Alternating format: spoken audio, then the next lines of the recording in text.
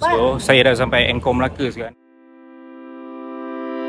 Kita jumpa dengan kita punya adik-adik penari kebudayaan. Adik, sekejap.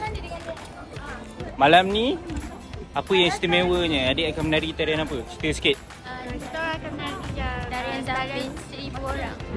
Zapin 1000. Nama dia kenapa Zapin 1000? Sebab 1000 orang penari Zapin yang akan menari sekali.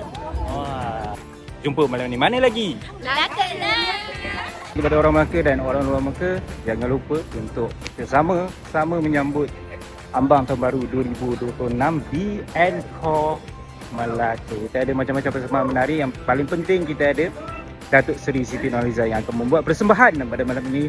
Kita juga ada artis-artis lain macam Azan Writer, kita ada Melsearch, kita ada Fauzal Gambus, Yasir Fikri. Malam ini siapa yang datang mungkin berpeluang untuk memenangi cabutan bertuah hadiah sebuah kereta. Siapa nak bagi?